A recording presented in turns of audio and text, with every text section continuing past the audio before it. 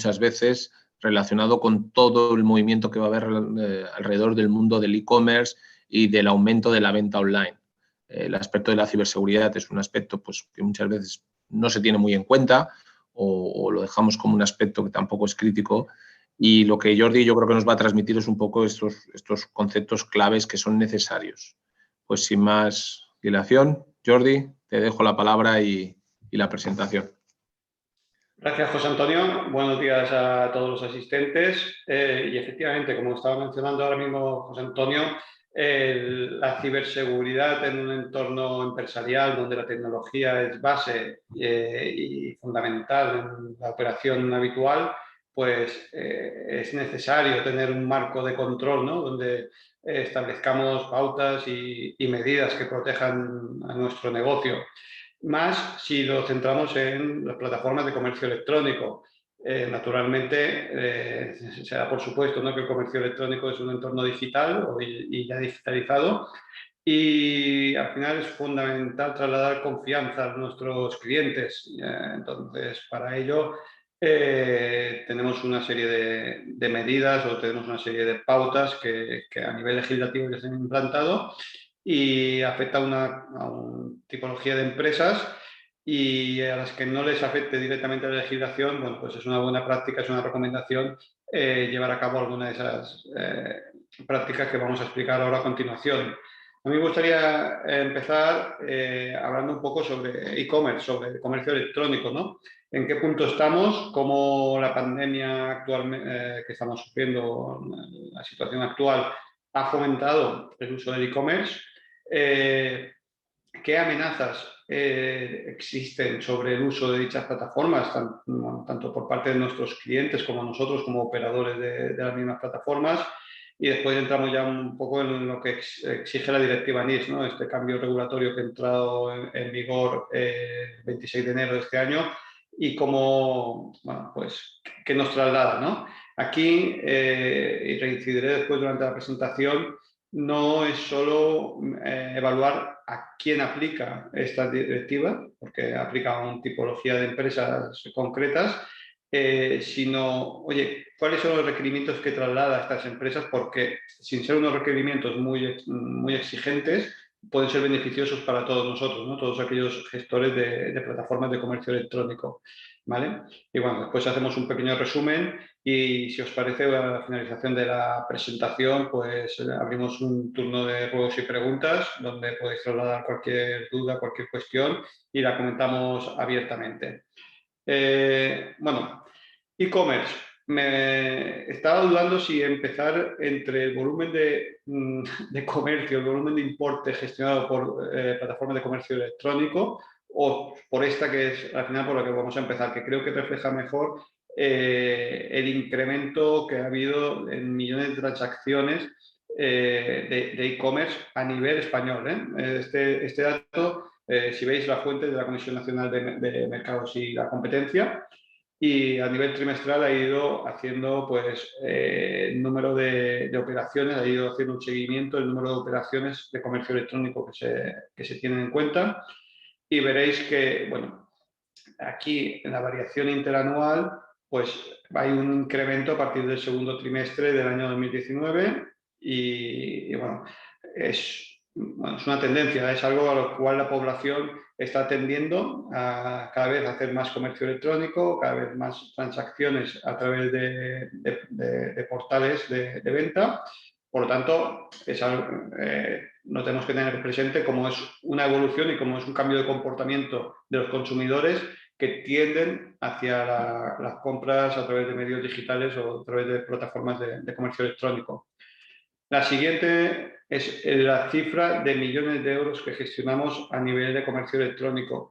Yo creo que esta cifra está un poco condicionada por el tema de la pandemia, porque si uno de los sectores que ya estaba muy implementado en comercio electrónico era el tema de los viajes, desplazamientos y turismo, que sin duda es uno de los sectores, el sector turístico de transportes es uno de los sectores más afectados por la actual crisis. Por lo tanto, si sumásemos ese factor añadido a los volúmenes de negocio durante estos años, la cifra sería bastante más elevada, ¿no? Por lo tanto, lo que hemos mencionado, hay que tener en cuenta que el comercio electrónico no es una moda, no es algo que sea pasajero, es algo que ya lleva años implementado y que ya está bastante consolidado y que aún tiene margen de crecimiento. Entonces, hay que tenerlo en cuenta. Muchas de las empresas, las que asesoramos o con las que colaboramos, tienen en algún punto descuidado ese punto de venta a través de medios electrónicos y sin duda es una ventana al mundo, una ventana de oportunidades que tenemos que aprovechar sin descuidar la seguridad. Aquí trasladamos en un rango de edad de 16 a 70 años, bueno, pues tenemos un 33,6 millones de españoles que están en ese rango de edad, ¿no? De los cuales el 93% hacen uso de Internet y bueno, 22,5 millones son compradores ya actualmente a través de medios electrónicos, ¿no? Entonces, bueno, es un scope, es un alcance un potencial muy fuerte que no debemos desaprovechar, que tenemos que tener en cuenta y bueno, que cualquier o gran parte de los sectores, gran parte de las bueno, tiendas físicas actualmente podrían explotar para hacer expandir sus canales de venta, ¿no? Bueno, abajo tenemos una gráfica, un análisis que ha hecho una empresa dedicada a encuestas, donde se preguntaba sobre una serie de sectores si la población estaba teniendo pues, mayor frecuencia de compra a través de medios electrónicos, de compra online, si eran nuevos usuarios en dichos canales, si seguían utilizando la misma frecuencia o habían dejado de hacerlo. ¿Vale? Esta encuesta es del año 2020, es del año pasado, pero bueno, refleja un poco el comportamiento, ¿no? Digamos, es verdad que hay gente que ha dejado de comprar online para algunos sectores, por ejemplo, en moda y comida a domicilio hay menos. También es posible que en comida a domicilio, pues por ejemplo, hemos tenido más tiempo para estar en casa y por lo tanto hemos tenido más tiempo para prepararlo. En moda, pues la verdad no sé explicarlo, pero bueno, digamos, pues a lo mejor hay gente que no le gusta comprarlo sin podérselo probar o alguna cosa así, ¿no?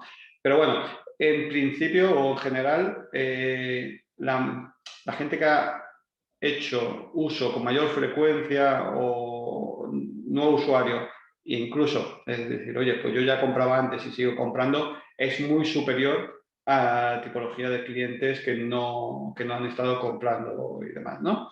Por lo tanto, hay diferentes sectores, hay diferentes áreas, pero parece que hay una tendencia en general a que la compra online se está asentando y es algo que es básico para muchos de nuestros ciudadanos, ¿no? Aquí, en esta encuesta, seguían preguntando una serie de factores y me llamó mucho la atención bueno, qué valoración o qué era lo que más valoraban a la hora de elegir o a la hora de realizar una compra online, ¿no? Si nos fijamos, bueno, pues poder conseguir el mejor precio, ¿vale? Es verdad que... un momento. Aquí. Es verdad, poder conseguir el mejor precio con un 60%. Es verdad que el comercio electrónico pues, tiene una serie de costes de estructura más ligeros que a lo mejor una tienda física y pueden ofrecer unos precios más ajustados. Por lo tanto, mucha gente va a buscar ese coste menor, ¿no? Bueno, la flexibilidad del e-commerce, es decir, está disponible en cualquier momento, en cualquier día, cualquier hora. Y además, como dice, sí, sin colas, ¿no? Para pagar. Incluso nosotros como empresarios nos puede ser muy útil ese hecho de yo puedo dar cabida o puedo abarcar tanta demanda como se me produzca, como se me requiera. No tengo esa limitación de un espacio físico, una limitación de recursos que se pueden agotar. Entonces, también nos es más útil a nosotros, ¿no? Bueno, rapidez en la entrega del producto. Y a mí el que me interesaba mucho mencionar aquí era la fiabilidad del site, ¿vale? Pues ya veis que un 37% de los encuestados le daban mucha importancia a la fiabilidad de la transacción y que, digamos, que sus datos se fueran tratados de forma adecuada sin poner en riesgo su identidad, sus datos de tarjetas de medios de pago y bueno, pues que supieran que se hace un uso adecuado y que no existen riesgos por parte de terceros, ¿no? Bueno, después los demás ya son accesorios, son importantes también. La experiencia de compra, el user experience que le llamamos, o la seguridad frente al COVID, pues es otro de los factores que ha potenciado el uso de la plataforma de comercio electrónico, ¿no?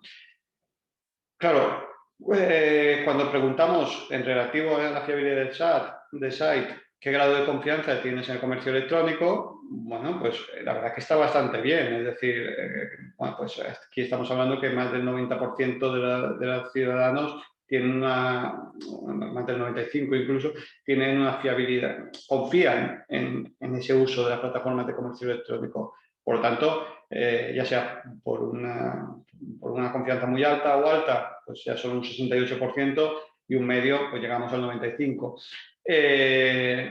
El medio es verdad que tenemos que intentar ir trasladándolo hacia alto o muy alto, ¿no? Pero bueno, aún así, digamos que la gente está acostumbrada a hacer un uso del comercio electrónico y bueno, tienen esa confianza en las transacciones, no dudan en realizar una transacción a través de medios electrónicos, a través de plataformas online, y tenemos que seguir manteniendo esa confianza, ¿no?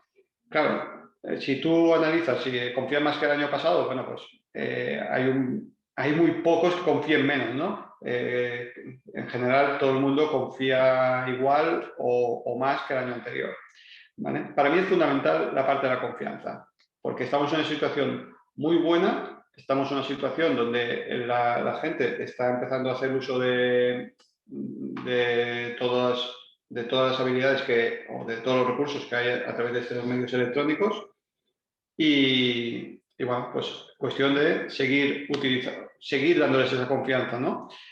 Claro, aquí cuando hablamos de confianza, bueno, pues muchos de vosotros ya sabréis, ¿no? La confianza se gana con 1000 acciones y se pierde con tan solo una, ¿no? La reputación es uno de los aspectos más importantes para una organización. Es muy complicado ganar una reputación, requiere mucho esfuerzo, muchas buenas acciones, requiere bueno, pues una solidez en tu operación habitual, pero no es complicado perder esa reputación. Una sola acción incorrecta te puede hacer perder toda la reputación que te has ganado durante muchos años o décadas, ¿no? Y como me mencionamos en esta otra frase, la confianza es como el papel una vez arrugado, ya no volverá a ser perfecto, ¿no? O sea, podemos recuperar la confianza, cuesta todavía más recuperar la confianza que ganarse una reputación. Y siempre queda una duda, ¿no? Bueno, pues si tenemos algún tipo de problemas en nuestra plataforma de comercio electrónico, siempre quedará la duda de si para los consumidores, oye, tuvimos un problema, hubo esta situación y si vuelve a ocurrir, ¿no? Bueno, pues entonces es importante pues generar esa confianza, seguir dedicando recursos, seguir dedicando esfuerzos para potenciar o para, digamos, fortalecer nuestra seguridad y nuestra confianza en el uso de estas plataformas de comercio electrónico. Claro, cuando decimos, bueno, es que un incidente pues solo afecta a los grandes, ¿no? Los atacantes solo van a los grandes. Entonces, yo aquí siempre lo rebato con, ya no es la cuestión de a quién, ¿no? Sino el cuándo. Es decir, estamos en una situación donde la tecnología está evolucionando, pero está evolucionando para todos los sectores, no solo, es decir, funciona para la gente que quiere hacer un uso adecuado de la tecnología, pero también para aquellos que se basan en tecnología para hacer ciberataques o ciberdelincuentes, ¿no? ¿Cuánto habremos escuchado pues, temas de malware, de cifrado de datos de empresas y de servidores y tal? Bueno, aquí os traigo un pequeño ejemplo. No es actual, es verdad que este vídeo lo preparé hace ya 1 año y medio, o sea que hoy en día a lo mejor también aún será más, habrá más ataques, ¿no? Pero es en tiempo real, pues una observación de los ataques con un punto de origen y un punto final, ¿vale? Está hecho por Kaspersky, como vemos aquí abajo.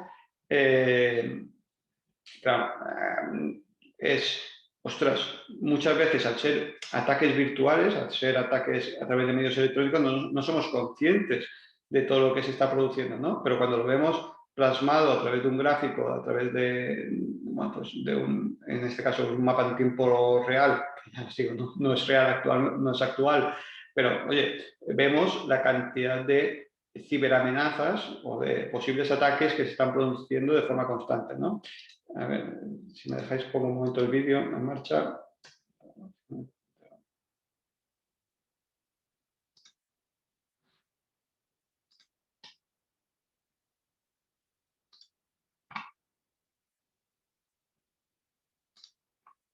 Vale, ya estamos preparados. Vale, bueno, pues cada color, digamos, es un tipo de ataque diferente, ¿vale? El rosa, el azul y demás, y se marcan los puntos de origen y punto de destino, ¿no? Bueno, pues ya podéis ver que Baleares está por aquí y de vez en cuando se van encendiendo lucecitas. Bueno, pues estos son ciberamenazas que están intentando o que están llevando a cabo algún tipo de ataque contra alguna empresa de aquí, de las Islas Baleares, ¿no? Veréis, bueno, hay muchos así en horizontal porque son, digamos, entre China y Estados Unidos, ¿no? Que eso ya es algo que dentro del sector ya conocemos, ya sabemos, bueno, que ya tienen unidades especializadas, tanto de ataque como de defensa, y que incluso ya saben cuando les ataca qué persona o qué unidad del gobierno chino está atacando a Estados Unidos y al revés, ¿no? O sea, lo de Estados Unidos y China es como para dejarlos jugar aparte y decir, bueno, entreteneros vosotros y nos dejáis tranquilos, ¿no? Pero bueno, aparte de este pequeño inciso más divertido, bueno, habéis visto que sí que se producen amenazas y, no sé, aquí a lo mejor hemos pasado 20 segundos de vídeo, ¿no? Y ya hemos visto, pues, cinco veces que se encendía las luces de las Islas Baleares, de que recibía algún tipo de amenaza alguna empresa de las Islas Baleares. Vosotros mismos haced una extensión de esos posibles ataques, de esas posibles amenazas que estamos sufriendo a días o semanas o meses y bueno, somos muchos los que, digamos, estamos sujetos o que podemos ser afectos de un ciberataque, ¿no? Por lo tanto, tenemos los consumidores que confían en nosotros, tenemos una gran oportunidad para seguir expandiendo nuestras operaciones a través de plataformas de comercio electrónico, pero tenemos que tener en cuenta los posibles ataques que podemos recibir, ¿no? ¿Cuáles son las amenazas más comunes en plataformas de comercio electrónico? Bueno, fraudes con tarjetas de crédito. Es decir, ¿quién no? Bueno, ¿quién no? Algunos de nosotros, y bastantes, pues en algún momento se nos han usurpado los datos de nuestra tarjeta de crédito, ¿no? Alguien se ha apropiado de nuestras tarjetas de crédito y ha intentado hacer algún tipo de operación. Por suerte los bancos cada vez lo tienen más controlado y pueden evitar este tipo de situaciones, pero bueno, a nadie nos gustaría que nuestra empresa estuviese identificada como un punto de obtención de datos de tarjeta de crédito, no porque nosotros hayamos querido, nosotros no somos conscientes de que a lo mejor tengamos allí un sniffing o con alguien que esté observando las transacciones que pasan en nuestras pasarelas de pago. Pero bueno, si al final se identifica con nuestra empresa, pues eso es un daño reputacional bastante elevado, ¿no? Bueno, grandes empresas han tenido, en Estados Unidos, por ejemplo, varios CEOs de grandes compañías han tenido que dimitir por escándalos de este tipo, porque en los TPVs físicos, en este caso eran los físicos de sus tiendas, pues habían entrado virus que robaban los datos de tarjeta de crédito, ¿no? Pues, digamos, a nivel online electrónico, pues aún estamos más sujetos a esa tipología de riesgos. Por eso también la nueva directiva de medios de pagos electrónicos, la PSD2, que supongo que habréis oído hablar de ella, en la cual pues establece como requisito poner como dos factores de autenticación, ¿no? Cuando haces un uso de una tarjeta de crédito, tienes que poner los datos de la tarjeta de crédito, pero después tienes que validar la operación pues a través de tu móvil, a través de una clave que te envían por SMS o a través de una tarjeta de coordenadas, ¿no? Entonces, al final es autenticar con dos cosas. Una cosa que tengas, que puede ser la tarjeta de crédito, el número de tarjeta de crédito, y otra cosa que sepas, ¿no? Pues ellos te hacen una pregunta, te reenvían a una aplicación o te hacen algún tipo de acción adicional para reforzar ese tipo de autenticación, ¿no? Bueno, el ataque de negación de servicios, que al final esto es un ataque para bloquear vuestra web o vuestro portal de comercio electrónico, donde pues inutilizaríamos pues, el portal y por tanto perderíamos oportunidades de venta y según qué sectores pues perderíamos el cliente que se podría ir a la competencia porque tiene una necesidad urgente de poder adquirir esos productos. Después está ransomware, que comentábamos antes, ¿no? El virus este que cifra o que encripta la información de nuestra plataforma, de nuestros servidores, de nuestros equipos informáticos que dan soporte a la plataforma, ¿no? Entonces, a cambio de un importe, de un chantaje, literalmente, bueno, pues te liberan o no la información, ¿no? Una vez hayas pagado con criptomonedas para poder evitar hacer una trazabilidad de ese dinero, ¿no? Bueno, pues aquí también hay estrategias para mitigar este tipo de acción y poder, digamos, hacer un plan de continuidad de negocio, ¿no? ¿Qué me pasa si recibo este tipo de ataque? ¿Cómo puedo seguir operando, ¿no? Pues hay estrategias y se pueden implantar. Bueno, después tenemos el robo de identidad, ¿no? También aquí como una amenaza habitual, pues que te suplanten la identidad, tanto desde una perspectiva de cliente como una perspectiva de comercio electrónico, de proveedor, ¿no? Primero, podría ser alguien que se haga pasar por otra persona para obtener un producto o un servicio y después no abonarlo. Esa podría ser la parte de cliente.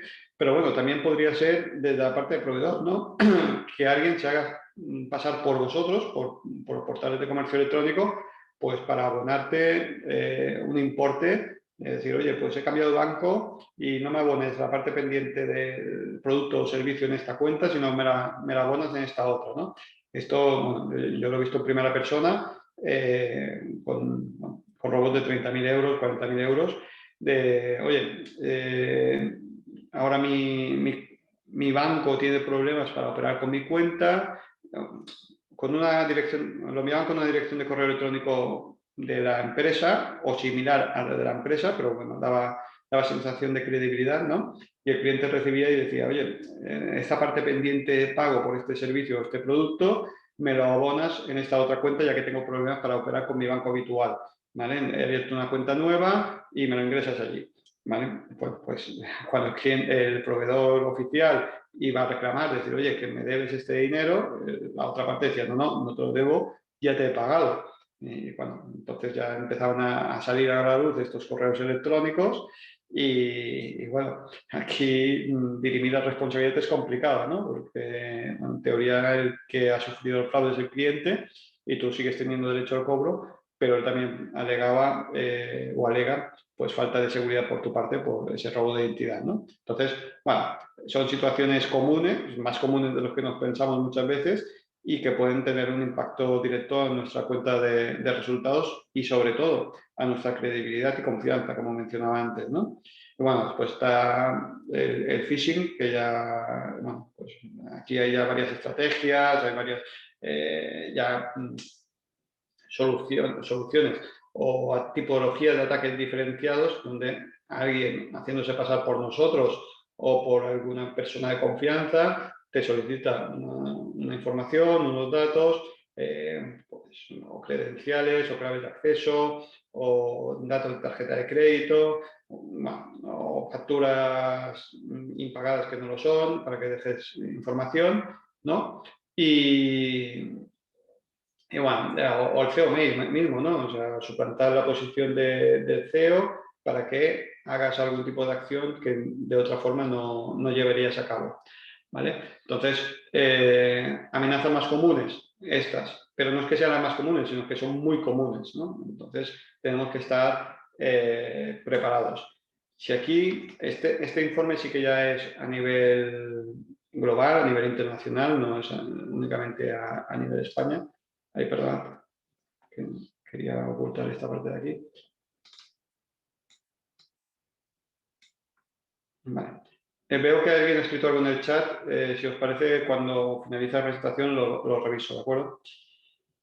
Bueno, aquí en amenazas más comunes tenemos bueno, pues esta fuente de McCabe, que también es un proveedor de servicios de seguridad muy reconocido. Bueno, ¿cuál es el impacto económico de los delitos cibernéticos, ¿no? Pues 945.000 millones de dólares en el año 2020. Es bastante elevado, ¿no? Y bueno, como sabéis, también en 2018 entró el Reglamento General de Protección de Datos en vigor aquí a nivel español, pues también se ha visto un incremento de ataques que implican filtración de datos de carácter personal, ¿no? En este caso, analicémoslo desde la perspectiva de filtración de nuestros clientes, de datos de nuestros clientes que podemos estar custodiando nosotros. Bueno, ¿y cuáles son los ciberataques más frecuentes tras la COVID? Bueno, pues dominios maliciosos, dominios que buscan pues, la implantación de virus o de malware en nuestros equipos, bueno, el propio malware o ransomware, que es el cifrado de ficheros o, bueno, pues, o la colocación de ciertos códigos de programas que les permitan extraer información a los delincuentes. Bueno, el phishing, estafa o fraude, ya lo hemos mencionado antes, y bueno, las fake news o noticias falsas traducidas al castellano, que queda bastante mal, ¿no? Fake news o bueno, fake vídeos, todo lo que ahora se está utilizando para trasladar una información que no siendo cierta, hagamos creer a la población que sí que lo es, ¿no? Entonces, bueno, como mencionábamos, son amenazas comunes, pero son más comunes de lo que pensamos en muchas ocasiones, ¿no? Muchas veces no tenemos esta visibilidad de todo lo que hay por detrás, de todo lo que se está moviendo detrás de la operación, de nuestro día a día, que simplemente vamos a una web, hacemos una compra y volvemos a casa, ¿no? Por ello, ¿qué decisión? Bueno, ya no es una decisión que se haya tomado actualmente, ya llevan varios años, bastantes años trabajando en regular un entorno seguro en el uso de, bueno, primero de infraestructuras críticas, operadores de servicios digitales y operadores de servicios esenciales y los servicios digitales, ¿no? Por tanto, esta directiva NIS entró en vigor en el año 2016, perdona.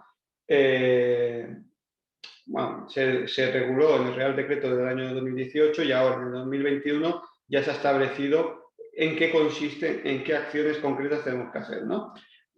Por ello, mencionaba toda esta introducción porque para mí es muy importante reflejar que si bien es verdad que esta ley aplica a una tipología de empresas muy concretas,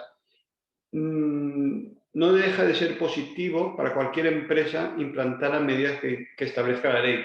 Está claro, una notificación de un incidente, si no estoy obligado a notificarlo, que pueda acarrear sanción, pues seguramente no se vaya a llevar a cabo, ¿no? Pero todas las medidas de control, todo lo que son medidas preventivas para evitar que me pueda afectar esta tipología de incidente, pues son buenas que las implementemos, ¿no? Después ya analizaremos, en el caso de que me ocurra algún ciberincidente, qué hago yo o cómo lo gestiono.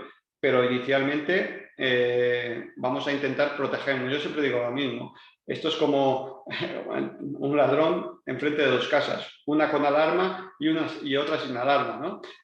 Probablemente los ladrones vayan siempre a la que no tenga alarma. La que tiene alarma pues ya tiene una dificultad añadida y es posible que, digamos, se nos refluyen, que prefieran buscar aquellas que menos medidas de control tengan implementadas. En este caso pues sería la alarma, la medida de control, y opten por la solución más sencilla, ¿no? Por lo tanto, nosotros debemos mirar por nuestro negocio, debemos mirar por nuestra empresa, debemos mirar por nuestra plataforma de comercio electrónico y, por tanto, yo recomiendo siempre pues, tener al menos unas medidas básicas de protección, ¿no? Que al final es lo que traslada esta directiva NIS, ¿no? Lo que veíamos es que en el año 2008 la Comisión Europea pues ya empezó a regular esta directiva para proteger infraestructuras críticas, bueno, sí, principalmente el tema de infraestructuras críticas y administración pública, ¿no? Aquí, en el año 2011, se trasladó esa directiva a la regulación nacional. En el año 2011 se creó la LPI, que le llamamos, que es medidas para la protección de las infraestructuras críticas, medidas concretas, ¿vale? En el 2016 se creó otra directiva más avanzada en la Unión Europea, pues medidas destinadas a garantizar un elevado nivel común de seguridad de las redes y sistemas de información. Y aquí ya se empezó a hablar de comercio electrónico, aquí ya se empezó a hablar de servicios digitales, ¿no? Ya no solo de infraestructuras críticas. Y bueno, se trasladó a la Regulación Nacional 2018 y ahora, el 26 de enero de este año, se desarrolla este Real Decreto ya estableciendo requisitos concretos que tienen que tener, ¿no? Bueno, ¿a quién aplica la ley? Bueno, la verdad que aplica más a un ámbito más amplio, ¿no? Yo lo he querido acotar desde la perspectiva de que, bueno, la presentación hoy iba dirigida a comercio electrónico. Es verdad que afecta también a los operadores de servicios esenciales, ¿no? Como, pues, no sé, energía, agua, servicios de transporte. Bueno, es una serie de sectores estratégicos establecidos o definidos que el gobierno ya ha mencionado, ya ha enumerado y le ha dicho, oye, vosotros, tú, entráis dentro de esta categoría de operadores de servicios esenciales, ¿vale? Y por tanto estáis obligados a aplicar esta ley. En cambio, en la parte de proveedores de servicios digitales, bueno, pues afecta a, primero, los mercados en línea, que son plataformas de comercio electrónico o e-commerce, ¿vale? A motores de búsqueda en línea, bueno, por decirlo de alguna manera, esto sería Google y cualquier otro tipo de proveedor que ofrezca servicios similares, pues que pueda buscar información a través de Internet, o servicios de computación en la nube, ¿no? Servicios cloud que ofrezcan a terceras empresas sus nubes para poder procesar o poder gestionar su información, ¿vale? Por lo tanto, quedémonos para el ámbito de la presentación de hoy que los mercados en línea les aplica la ley, ¿vale? Hay que tener en cuenta esta última parte, siempre que no sean pymes, ¿vale? Entonces, para establecer si una empresa es pyme o no es pyme, existe como una tabla de equivalencias que establece pues, una serie de número de empleados con un volumen de facturación anual, ¿no? Entonces, si nosotros, por ejemplo, tenemos una microempresa, si tenemos menos de 10 empleados y menos de 2 millones de facturación, pues seríamos pyme. Si tenemos menos de 50 empleados y menos de 10 millones de euros de facturación, seríamos pyme. Y si tenemos menos de 250 empleados y menos de 50 millones de euros de facturación, también seríamos pyme. ¿Eso qué quiere decir? Pues que una empresa con menos de 50 empleados, si factura más de 10 millones de euros, pues sí que sería afecto a esta regulación, ¿no? Igual que si tú tienes menos de 10 empleados y facturas más de 2 millones de euros, también te afectaría esta regulación, esta obligación. Aquí, a nivel de Baleares, hay algunas empresas, yo he tenido contacto ya con alguna, que bueno, factura más de 10 millones de euros y tiene menos de 50 empleados. Bueno, la verdad que desconozco si los que estáis asistiendo ahora mismo os aplica, pero bueno, vosotros mismos podéis hacer esta evaluación para determinar si estáis afectos a esta ley o no, ¿no? Entonces, aquí lo que se requiere es que sean las empresas las que hagan esa comunicación proactiva. Está establecido un canal de cómo comunicar, de decir, oiga, yo no soy pyme y hago mercado en línea. Por poner un ejemplo, pues aquí en Mallorca pues tenemos cadenas hoteleras, bastantes, que sí que cubrirían o sí que cumplirían estos mercados en línea, porque están poniendo a la venta sus productos y servicios a través de mercados en línea y no son consideradas pyme por sus volúmenes o por sus tamaños, ¿no?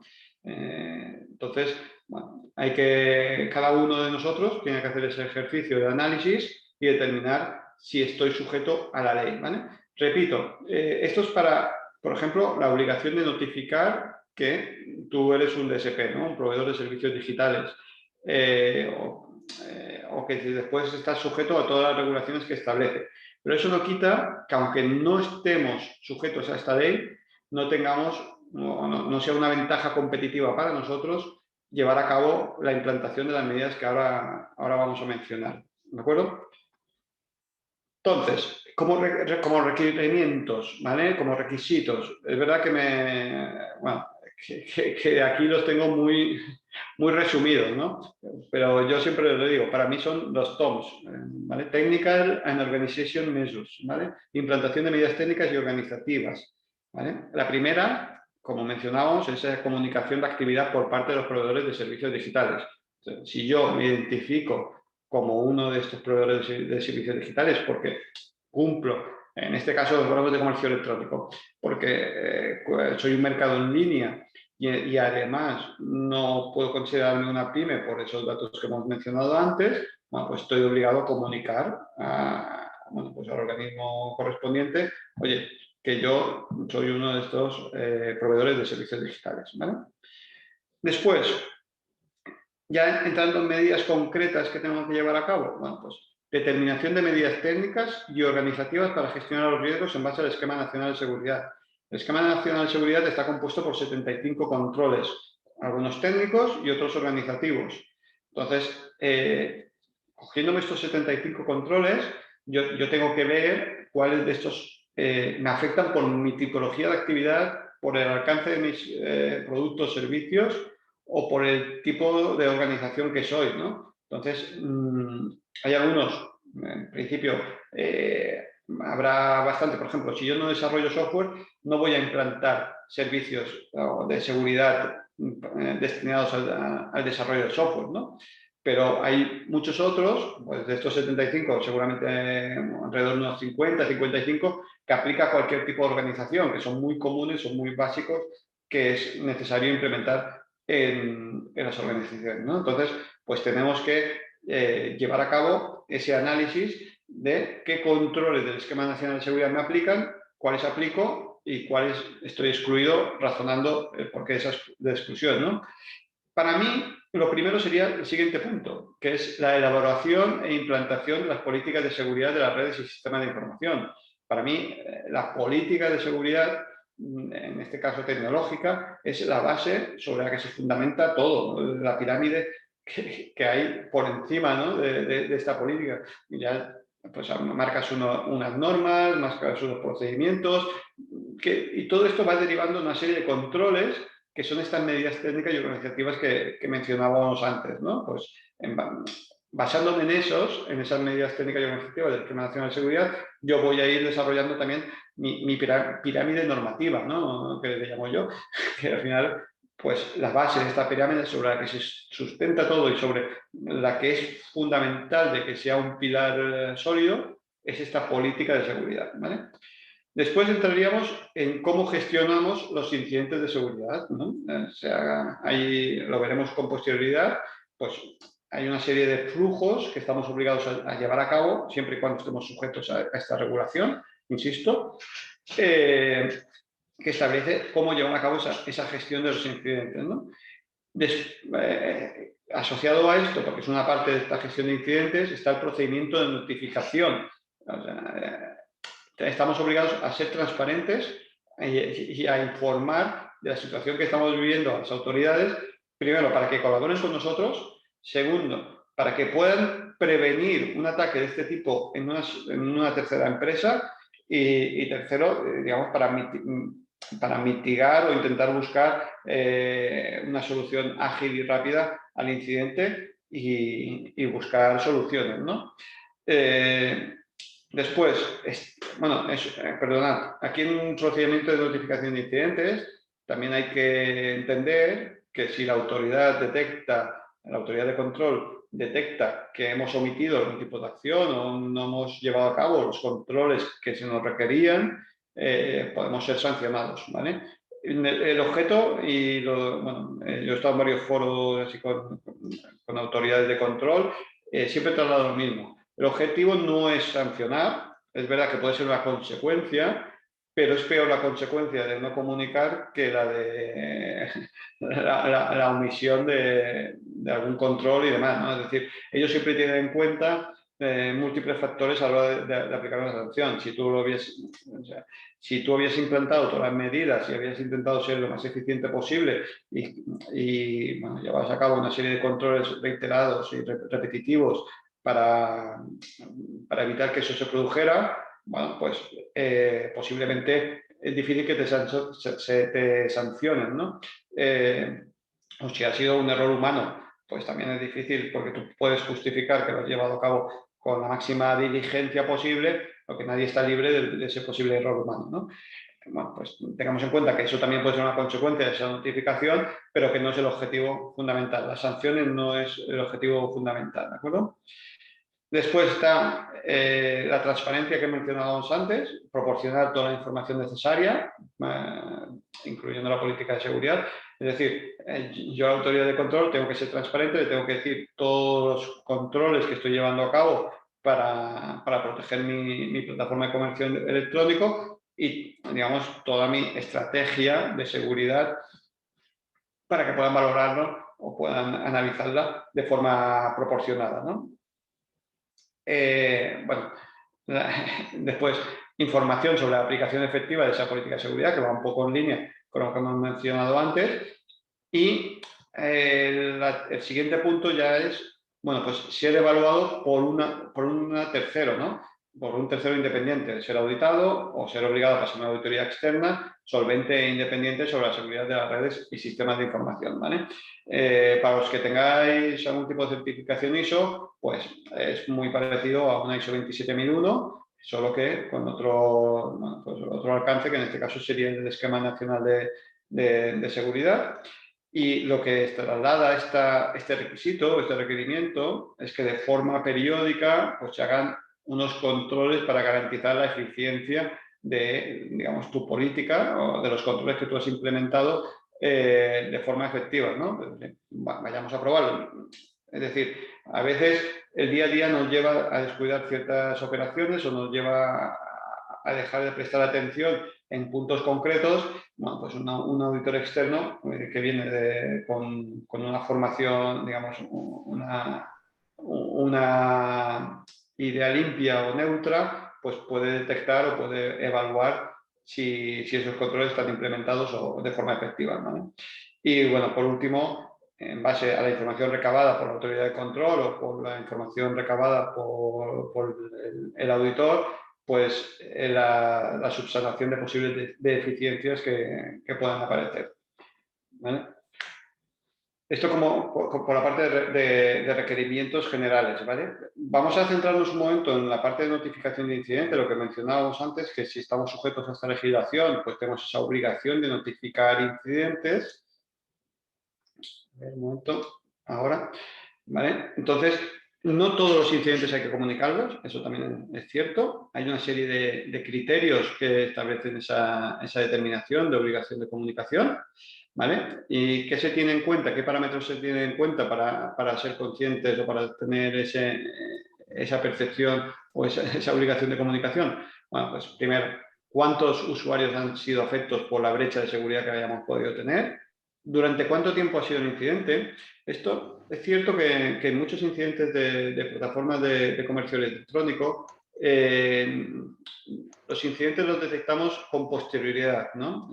Puede pasar semanas o meses antes de nosotros ser conscientes de que estamos teniendo un incidente. Por lo tanto, el volumen de usuarios afectados suele ser bastante más elevado que en otros entornos donde enseguida te das cuenta que hay una situación de riesgo, ¿vale? Bueno, pues, ¿qué medidas técnicas o organizativas disponíamos para gestionar estos riesgos? cuáles eran las áreas geográficas afectadas, es decir, si nos centramos o nuestro scope de clientes, el alcance de nuestros servicios está limitado geográficamente a Mallorca o si hablamos de servicios de nivel nacional, multinacional y demás, ¿no? Bueno, ¿cuál ha sido el grado de afectación al funcionamiento del servicio? Si ha sido pues, molestias o dificultades para acabar la operación, si ha impedido llevar a cabo una contratación de un producto o un servicio y demás.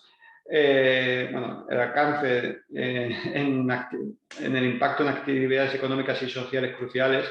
Pensad que aquí lo que se está determinando son una serie, tres ámbitos muy concretos, ¿vale? Mercados en línea, buscadores online, que tienen un gran impacto o un gran uso hoy en día en la sociedad, ¿no? Entonces, veamos cuál es el grado de afectación a nivel de sociedad de esa interrupción o de ese incidente que pueda haber ocurrido, ¿no? Después estaríamos en la importancia de los sistemas afectados o de la información afectada por incidentes, ¿no? Para la prestación del servicio esencial. Bueno, pues si estamos hablando de un cross-scripting que a lo mejor pues, está dando información falsa a través de nuestra web o está recabando datos de medios de pagos electrónicos de nuestros clientes, ¿no? Pues ahí también hay diferentes formas o diferentes relevancias, ¿no? A la hora de notificar el incidente. Y después, por último, que para mí es lo más importante, el daño a la reputación que pueda suponer para nuestro comercio electrónico, ¿no? Para nuestra plataforma de comercio electrónico. Bueno, aquí es un poco ese flujo que comentábamos anteriormente sobre, oye, ¿con quién tengo que comunicarme? ¿Con quién tengo que notificar un incidente? ¿Qué tengo? Bueno, ¿cuáles son los papeles de cada uno, por decirlo de alguna manera? No voy a entrar a detallarlos todos, ¿vale? Porque, bueno, es un poco, bueno, pues explicando en cada artículo donde se establece esa obligación, qué es lo que dice que tienes que hacer, ¿no? Entonces, bueno, si tenéis interés os lo explico con posterioridad, ¿no? Pero bueno, digamos que todo punto de partida, el punto de partida empieza aquí, ¿no? El comercio electrónico marketplace o en este otro punto, es decir, somos nosotros que detectamos una brecha de seguridad o algo que pueda afectar a nuestros clientes o a nuestros proveedores o a nosotros mismos, o un tercero se da cuenta de, pues, por ejemplo, que me han robado la tarjeta de crédito en esta plataforma, ¿no? Entonces, tanto nosotros como el notificante se dirige a la autoridad competente y comunica el incidente, ¿vale? Y nosotros, si tenemos obligación, en base a lo que hemos mencionado con anterioridad, ¿no? Teniendo en cuenta todos estos baremos o todos estos parámetros que nos establecen esa obligación de notificación, si fuese el caso, tendríamos que notificar al CSIRT o al Instituto Nacional de Ciberseguridad, el INCIBE, sobre la situación, ¿vale? De forma que, como veis en esta línea, hay una comunicación bidireccional de forma constante para intentar mitigar y resolver el caso, ¿no? Bueno, después se establece un punto de contacto único, si tiene afectación a otros países, bueno, a otras autoridades competentes y tal, bueno, pues al final tiene que haber un único interlocutor, un único gestor que tenga una visión global, ¿vale? Bueno, aquí también ponemos la parte de la Agencia Española de Protección de Datos por la posible brecha de datos de carácter personal que pudiesen aparecer. Y con todos ellos determinamos esta obligación, ya sea la autoridad competente o se nos traslada a nosotros esta obligación de comunicar a los afectados, que en este caso serían terceros interesados, o dependiendo del tamaño y de la gravedad, al público en general para poder determinar posibles otras personas que pudiesen estar afectadas a esta brecha, pues notificar la situación, los riesgos que se han materializado, las situaciones que se han materializado y los riesgos que ellos tienen, tanto pues, a nivel personal o empresarial, ya sea por robo de identidad, por robo de datos de tarjetas de crédito o cualquier otro aspecto fundamental, ¿vale? Y bueno, así resumido muy rápidamente serían estos dos flujos, ¿no? Están establecidos, están pautados y hay que seguir pues un orden establecido, pero así a alto nivel quedémonos estas obligaciones de notificación a autoridades competentes o CSIC, CICIBE, tanto por nuestra parte como parte de un tercero, y la posible comunicación a los terceros afectados por la brecha de seguridad. ¿Vale?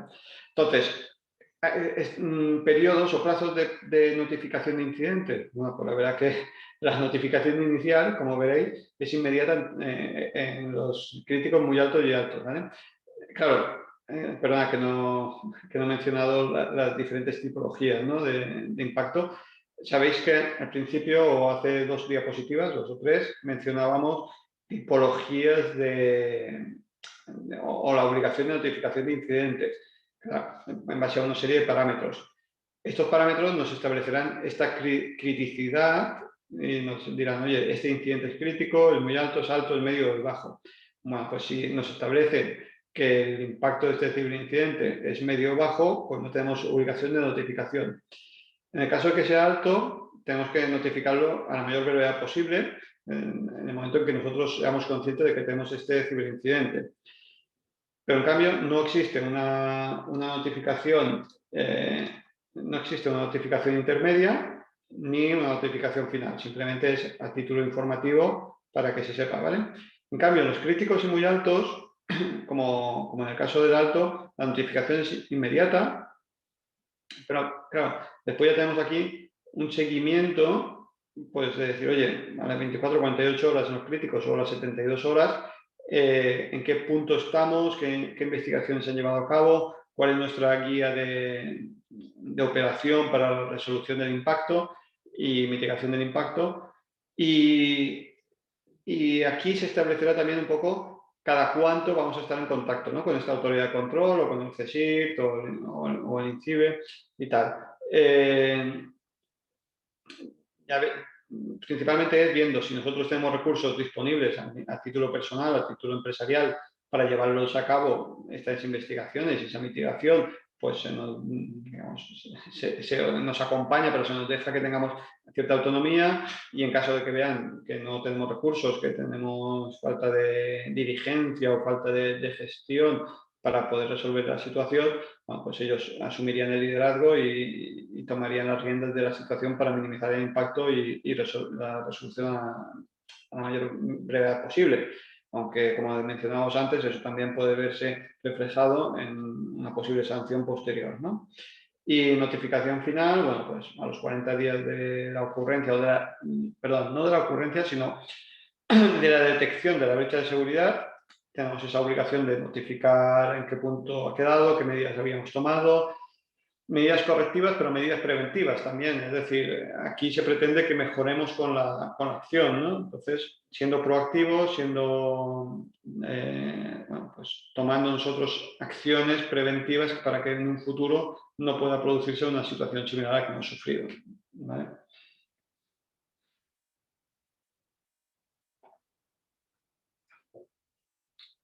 Bueno, y siguiendo con la notificación de incidentes, bueno, pues ahí creo que son 23, la verdad que ahora no los tengo contados. Hay 23 campos que hay que informar, ¿no?, a la hora de la notificación, y todos con su propia taxonomía, ¿no?, con su propio vocabulario que está establecido también en la regulación, donde tenemos que informar pues con una serie de palabras clave o palabras comunes para que bueno, pues puedan hacer sus clasificaciones y puedan buscar soluciones de la forma más ágil posible, no dejando, digamos, a libre albedrío que cada uno exprese de su forma, de su propia forma, la situación que están viviendo, ¿no? Por lo tanto, aquí veis pues, esta posible clasificación y tipo de ciberincidente en función de la taxonomía descrita, ¿no? Esto pues, nos ayuda a los organismos de control a ser mucho más ágiles y tener ya, digamos, como una propuesta de solución inmediata ante otros ciberincidentes parecidos o similares, ¿no? Lo peor es que seamos los primeros en tener una tipología de ciberincidente, que entonces es cuando, gracias a nosotros, se va documentando y se va creando una base de datos todavía más amplia para proteger a otras empresas y a otros profesionales, ¿de acuerdo? Bueno, aquí, bueno, simplemente que sepáis pues eso, que hay una serie de clasificación concreta y con unas pautas determinadas obligatorias, ¿vale?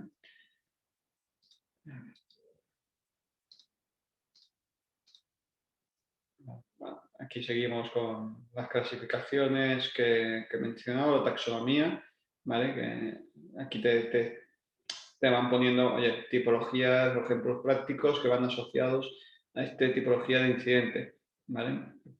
Veis que puede haber muchos incidentes, bueno, como mencionábamos al principio, una de las amenazas era la denegación de servicio, pues afecta a la disponibilidad y tendríamos que mencionarlo, ¿no? Bueno, después, sniffing, ¿no? Análisis de paquete o ingeniería social para obtener información. No sé, compromiso de la información, ¿no? Pues acceso no autorizado a la información o incluso pérdida de datos, ya sea pues un robo físico, pérdida de un disco duro y demás, ¿vale? Bueno, que lo sepas, que hay bastantes y tal. Y como mencionamos antes, todo esto puede venir agravado o puede derivar en una sanción, ¿no? Que también está establecido por este Real Decreto. No es por asustar, y sinceramente, no es mi objetivo. Las sanciones, yo siempre digo que no es el daño mayor que nos puede ocurrir. Para mí es mucho mayor el daño reputacional, ¿no? Pero me parecía importante que estuviesen informados sobre la existencia de estas posibles sanciones, ¿no? Entonces, bueno, pues aquí tenemos las sanciones leves, pues tendrán una sanción de hasta 100.000 euros, entre las cuales está el no llevar a cabo las instrucciones que nos faciliten las autoridades competentes, las autoridades de control, ¿vale? Si seguimos insistiendo en no aplicarla, por ejemplo, este sería con el tercer requerimiento de implantación y nosotros no hayamos llevado a cabo la implantación de las medidas requeridas, pues pasaríamos a una sanción grave de entre 100.000 y 500.000 y las muy graves que están entre 500.000 y 1.000.000, bueno, pues digamos, incumplimiento reiterado de la obligación de notificar incidentes significativos, ¿no? Pues a partir del segundo incumplimiento sería una sanción muy grave, ¿no? Entonces, simplemente para que tengamos aquí un pequeño esquema, una pequeña estructura de en qué caso ocupa cada una de estas sanciones, ¿vale? Y bueno, yo como conclusión siempre digo lo mismo, ¿no? O sea, la responsabilidad es de cada uno tenemos que ser proactivos para identificar nuestra inclusión dentro de pues dentro de esta regulación, ¿no? Y tenemos que notificar pues, que estamos afectos por la legislación, pero en el caso de que no seamos sujetos obligados por esta regulación, yo creo que hay una serie de medidas que son buenas para todos. O sea, independientemente de que seamos considerados PYME o no PYME, el hecho de disponer de una política de seguridad tecnológica para mí es fundamental que establezca, pues digamos, pensad que estamos hablando de plataformas de comercio electrónico, donde la tecnología es la base de su existencia, ¿no? Sin tecnología no podríamos vender productos o servicios a través de estas plataformas de comercio electrónico. Por lo tanto, así como aseguramos o así como prestamos atención a nuestra estrategia empresarial, a nuestro desarrollo de negocio y demás, proteger la tecnología que nos sustenta y que nos permite operar y llevar a cabo todas las demás operaciones, para mí es fundamental, ¿no? Y que más que la política, que ya os he comentado antes, que para mí es la base de toda pirámide normativa, de toda la estructura empresarial, ¿no? Después vendrían las medidas técnicas y organizativas. Sí, es verdad, no estamos sujetos a implantar las medidas del Esquema Nacional de Seguridad o no estamos obligados a implantar una ISO 27001 de seguridad tecnológica y no tenemos por qué hacerlo de forma formal pues con los requisitos que establecen cada uno de estos marcos de control, pero sí es bueno que tengamos una serie de inventario de controles que digamos, hombre, pues del Esquema Nacional de Seguridad, este control, por mi tipología de negocio, me iría muy bien, me sería muy útil para protegerme ante los riesgos que existen. Ya hemos visto que existen riesgos y aunque no los veamos, en cualquier momento podemos ser uno de los objetivos de cualquier ataque, ¿no? Entonces, oye, pues ¿qué medidas tengo yo para evitar ser objetivo de un ataque? Y también, en caso que lo sea, ¿qué medidas tengo yo para mitigar ese ataque o seguir con mi operación, ¿no? Tenerlo al menos analizado y estructurado, ¿no? Después, bueno, esto a lo mejor viene por mi herencia de auditor interno de sistemas, ¿no? Por el auditor tecnológico. Las revisiones periódicas yo les veo muchísimo valor porque nosotros podemos tener implementado una serie de medidas, podemos haberlas definido y tener pues, en mente que disponemos de unos controles efectivos, pero bueno, de vez en cuando hay que testearlos, ya sea por nosotros mismos internamente, sobre todo si no estamos obligados por esta legislación. Oye, yo tengo identificado esta relación de controles, voy a ver si son efectivas, voy a ver si están bien implementadas, ¿no? El otro día, por ejemplo, estaba yo auditando un centro de formación y me decían, no, cambiamos las contraseñas cada 180 días, cada 6 meses. Vale, perfecto. El sistema estaba reflejado de forma correcta y lo ponía, que cada 6 meses tenía que cambiar. Pero si me iba a unos usuarios en concreto, al abrirlos, veía que tenían habilitada la opción de no cambiar nunca la contraseña, ¿no? Por lo tanto, el control existe, el control está implementado, pero no está siendo efectivo, ¿no? Entonces, un auditor velará o evaluará que vuestra empresa tenga los controles de forma efectivamente implementada, ¿de acuerdo?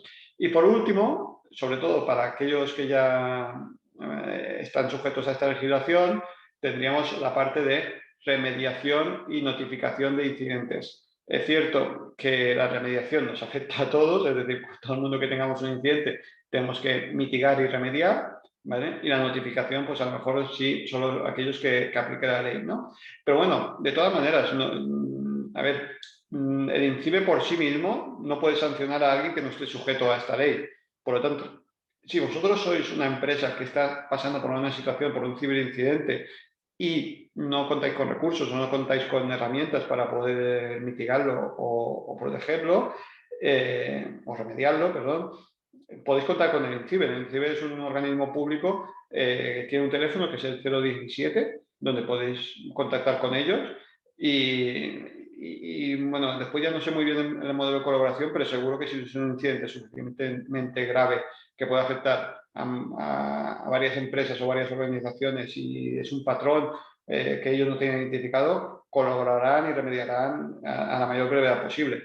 Y si ya lo tienen identificado, os darán las pautas, os darán las acciones a llevar a cabo para que os minimice el impacto en vuestra organización.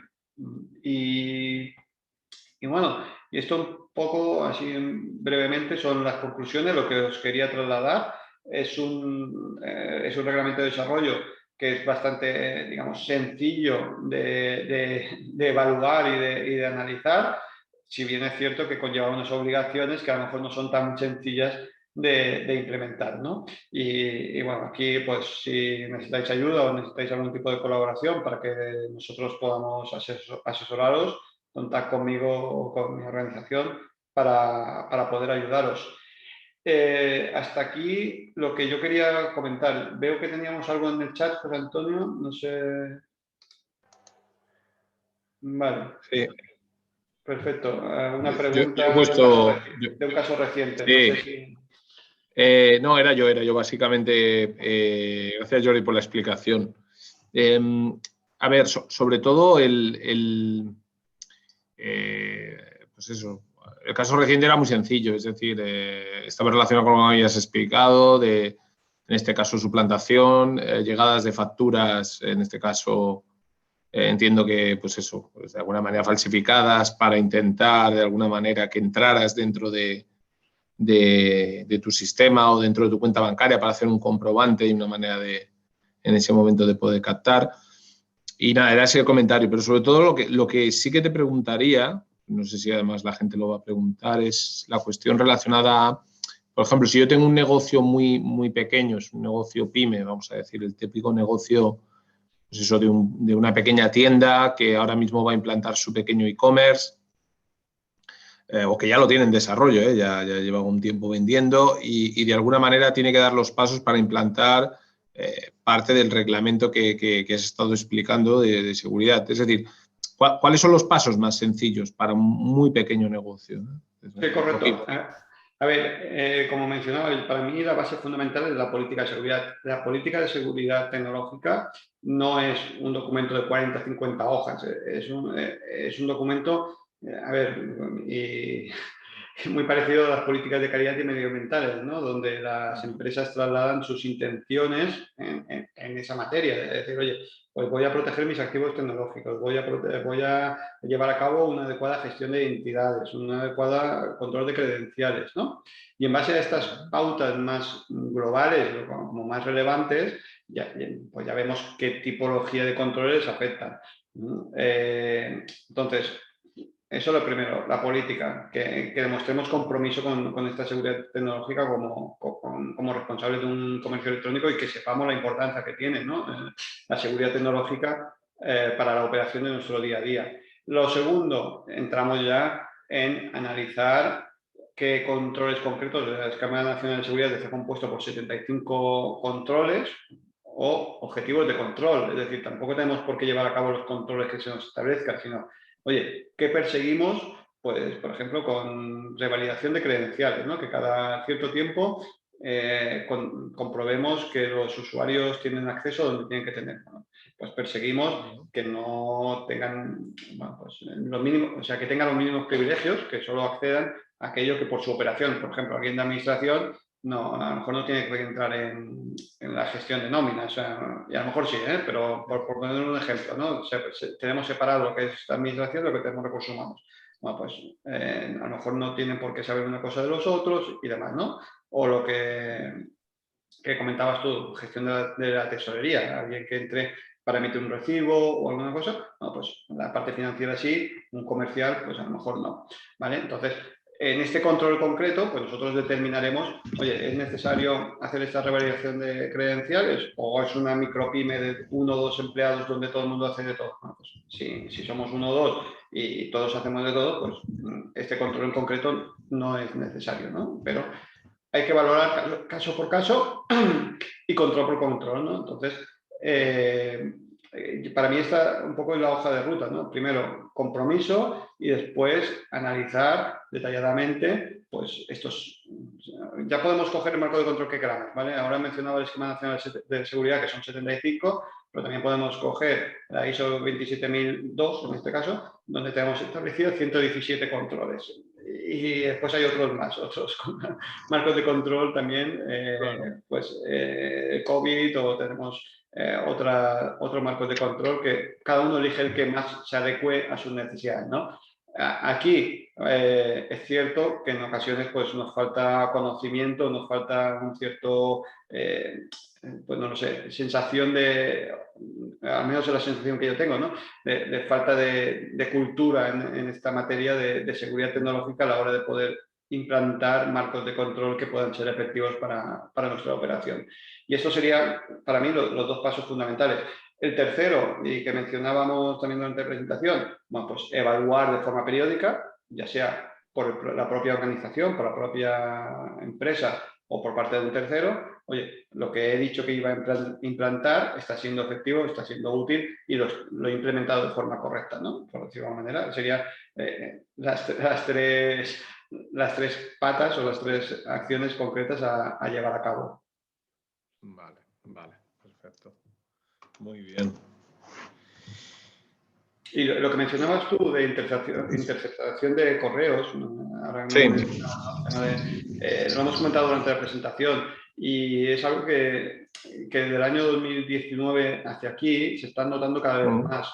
Pensemos que también todo este distanciamiento social que estamos teniendo lleva a que cada vez más operaciones se hagan en línea y sin contacto físico, ¿no? Por lo tanto, es una oportunidad también para los ciberdelincuentes para suplantar identidades, ¿no? Y bueno, lo que mencionaba antes durante la presentación, facturas que son alteradas, alguien intercepta un correo, esto es más común de lo que pueda parecer, te interceptan un correo, ven la factura, modifican la factura, le cambian el número de cuenta bancaria donde tienes que enviar y te lo vuelven a enviar diciendo que ha habido un error o lo que mencionaba antes, he cambiado de banco, por favor dirigir la factura hacia este otro banco y tal, ¿no? Entonces, Etcétera. Aquí hay seguros, en donde ya, bueno, pues para el nivel de seguros ya han visto también una oportunidad de negocio donde hacen ciberseguros, por decirlo de alguna manera, porque te protegen a ti o como cliente o a la empresa como proveedora. Aún son un poco caros, pero bueno, es una línea que va a explotarse porque cuanto más incidentes haya, más necesidad de protección vamos a tener, ¿no? Y muchos de nosotros lo que queremos es derivar este riesgo a un tercero y no vernos sujetos a posibles robos que ya os he dicho. Normalmente cuando hacen un ataque dirigido, porque estos ya son ataques dirigidos muy concretos, no se ponen por 500 euros o por 1.000 euros, suelen ser cifras de varias decenas de miles de euros y bueno, y tiene bastante éxito. La verdad que al menos hemos colaborado con ellos y era difícil de identificar que era un fraude, ¿vale? Aquí yo siempre, perdonad, como recomendación, cuando veáis algún tipo de cambio, algún tipo de situación que no sea habitual o que pueda levantar una sospecha, siempre llamad primero antes de llevar a cabo una operación, una transacción. Y nunca llaméis, perdonad, al teléfono que os ponen en el correo electrónico. Buscar la información de contacto a través bueno, pues de buscadores o de herramientas que no puedan estar manipuladas por parte de un tercero y contactar con las personas de contacto, valga la redundancia, que os hayan emitido la factura o que teóricamente tenían que haber emitido la factura para contrastar que toda esa información es cierta, porque si no, a lo mejor no es responsabilidad vuestra y acabaréis cobrando, pero durante muchos meses o años ese dinero no estará ni en un lado ni en otro, ¿no? Por lo tanto, más vale asegurarnos y protegernos a nosotros y a nuestros clientes o proveedores que no tenemos toda la lucha que vendría por detrás para intentar recuperar el daño producido. El daño producido. Sí. Y bien, pues bueno, en este caso, si acaso Jordi quería poner una transparencia final, creo que la que teníamos de contacto de Cambra, ¿vale? Bueno, no sé si hay alguna pregunta. Si hay alguna pregunta, pues o podéis intervenir o a través del chat la podéis manifestar. Yo se la transmito a Jordi. Bueno, si no las tenéis, pues nada, en este caso lo único que pues agradeceros a todos la presencia. Tal como he comentado en el chat, la presentación estará disponible en el canal que tiene dispuesto Cámara de Comercio de Mallorca en YouTube, ¿vale?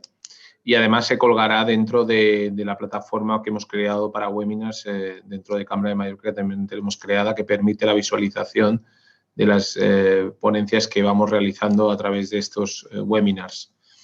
Al mismo tiempo, bueno, pues os he dejado allí mi contacto y en los próximos días pues iremos informando de las sesiones que tenemos previstas para junio, ¿vale? En principio tenemos previstas 2 sesiones para realizar en junio, también relacionadas con transformación digital y con actividades que desarrolla la oficina Acelera Pyme. Y bueno, y ya finalmente pues decir, nada, gracias Jordi por la información.